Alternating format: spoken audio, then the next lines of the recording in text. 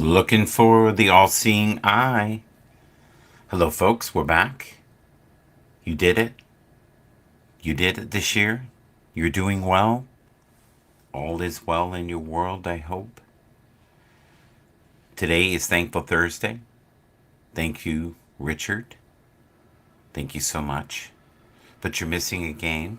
I'm missing a game. I'll have to figure out which one that is. Maybe it was the Monday one. But I already predicted that one, didn't I? Which game did I miss? Oh well, we'll figure that out. We have time. It's not today's game, so that's good.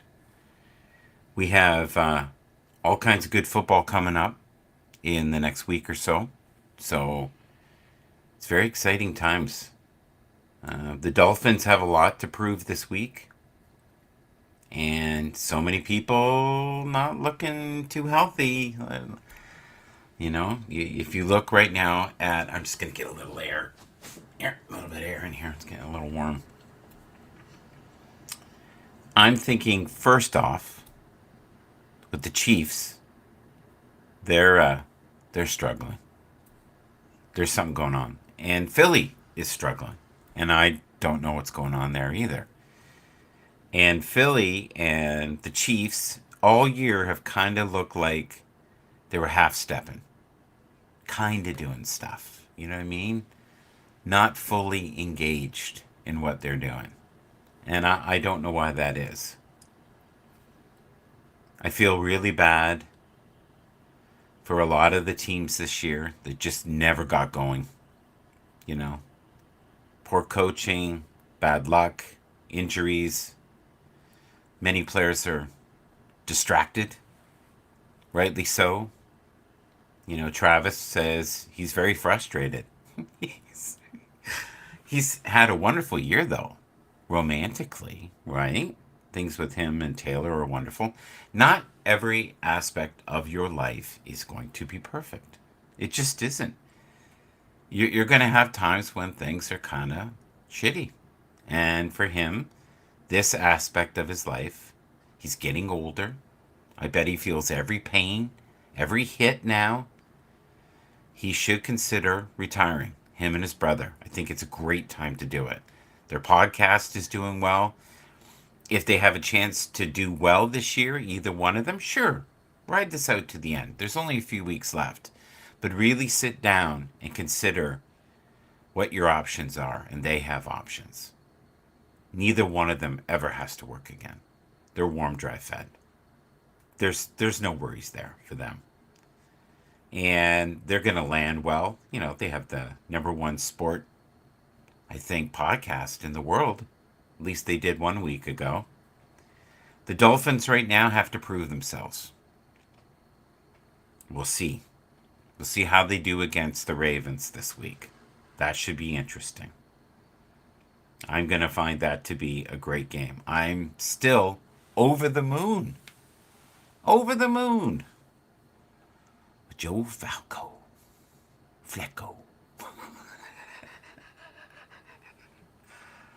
Oh man, what a story. Flacco. He's the guy. I've heard people call him Flecko. Flacco. Flacco is the right way, but he is the redeeming quarterback from the New York Jets. Why in God's name did they get rid of him? That was crazy. They wouldn't have had to pay him much. That must have been a personality thing. Something must have fallen apart there. Had to. I love that we don't know day to day what's going to go on with the NFL. Any team can win. Like, who thought the Rams would be doing this well? The Rams are mind blowing right now. Unbelievable, right? The Browns are still kind of in it. So I love this. The Broncos have decided that they are going to bench Russell Wilson. Oh, that's sad. I don't think he was that bad. And quarterbacks are so difficult to find now. It's not easy. And you know the Jags, right? Trevor Lawrence right now is hurt and has been hurt most of the year. Um, Speaking of Hurts, Jalen Hurt is hurt. You can tell he's not 100%.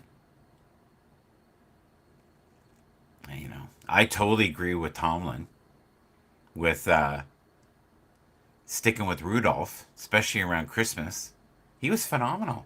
He showed an aspect that he doesn't get with Pickett.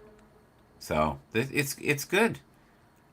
I just feel for the last few years, um, you know, New York has been somewhat jinxed. Now I'm hoping that the Cowboys can do okay this year, and I'm hoping that the Bills can do okay this year, and I'm hoping that the Dolphins can beat teams that are above 500. I have a feeling that the Ravens are going to do phenomenal this year, and I've said that for two weeks now. I really felt like the Ravens are coming. The Bills, we'll see. They'll win a few more games. I don't think their problems are gone. There's still a lot of stuff happening. They're still a mess. But I like that they have a running game now. I love that they're letting cook. And he shouldn't be expected to hold the whole load. He just shouldn't. It's crazy. We also have to remember that everybody is injured right now. Even people who don't look like they're injured, right? They're injured. There's a lot of teams that I think need to totally revamp again. The Saints are one of them. I think you're going to see the Bengals work on a few things. They're also not perfect. I think the Titans could do great with a few pieces.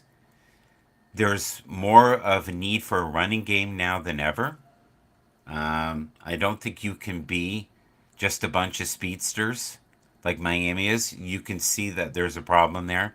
More and more teams are becoming more defensive and at such an incredibly high level. Even though they're trying to protect the quarterbacks right now, I think, are injured more than they've ever been. So are these real rules helping? Are they helping the game? I think they were intended to help the owners. I totally get it. But how can you justify you have someone that you're paying less than $1 million who's the starter? You've got other starters that you're paying almost $50 million, and you've got Joe Flacco playing. What is going on? It's funny. Um, ever since you've given the quarterbacks a bump, they've either been injured, right? Or they're not playing to the same degree. And is it the defenses are that much better and it's a new game? Maybe. I don't know. Crazy times. Fun times, though. I feel really bad for Brock Purdy. He had one bad game, and now it's like, no, no MVP. Dak Prescott has a bad game? No, no MVP. The thing is, we change our mind like 360. The current MVP, I think, favorite has to be Lamar after that display. I haven't seen such dominance of one player. I'm not just saying quarterback. I'm saying a player. When he's running, it looks like he's at half speed and he's kind of just doing a stroll.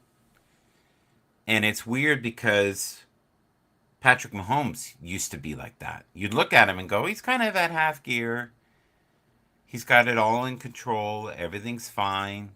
There was no frantic movements, none of that. And now, I don't see that. I see him frantic.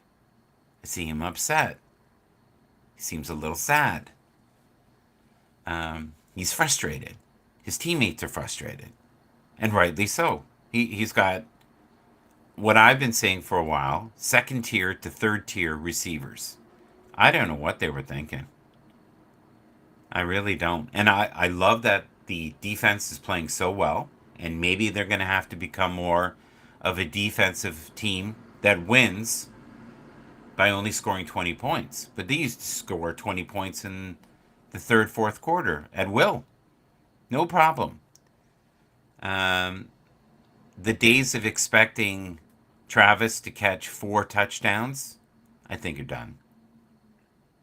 Can he do that in one game? Oh, yeah. Could he do it in a Super Bowl? Oh, yeah. He's still got it. He's still got it for a while. You just can't be week in, week out, week in, week out, right? Year after year after year, and all the other shit they've got going on.